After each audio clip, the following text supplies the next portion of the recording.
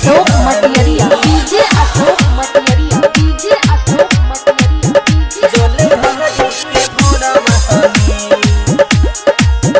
जल ढारी के भोरा महामी।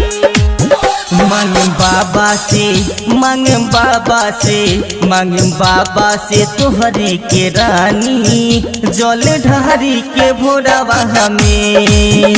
मांग बाबा से तोहरे के रानी, जल ढारी के भोरावा हमें।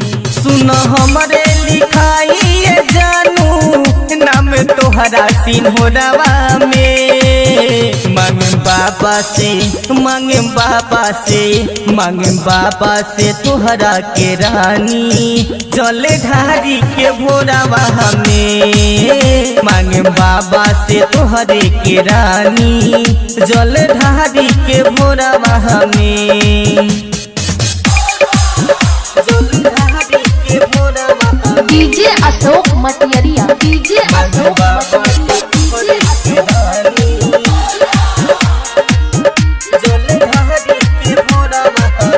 हम तो मान लेनी तोहरा के जीवन साथी, साथे रहेम जैसे रहेला दिया बाती। बोला ना तोहरा हो चाही काथी, भोले बाबा से तोहरा चाही काथी, भोले बाबा से तोहरा चाही काथी। हम तो मान लेनी तोहरा के जीवन साथी, साथे रहेम जैसे रहेला दिया बाती।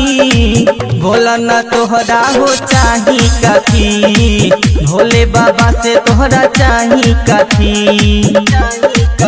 भोले तहरा ला दुख सारा सहब, जान सुना हो सच कहतानी। मांग बाबा से मांग बाबा से मांग बाबा से तोहरे के रानी, जल ढारी के भोरावा हमें। मांग बाबा से तोहरे के रानी, जल ढारी के भोरावा हमें। जल ढारी के भोरावा हमें। DJ Ashok Matiyariya, DJ Ashok Matiyariya, DJ Ashok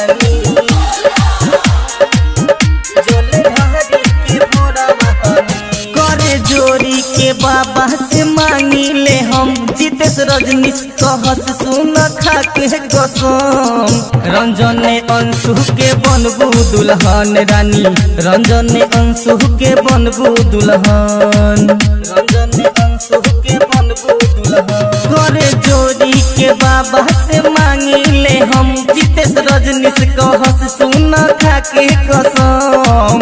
Ranjan Ashok के बनबू दुल्हन रानी, रंजन अशोक के बनबू दुल्हन। सरदा मनवा के दी है पुराई, हरिये हमर सारा परेशानी।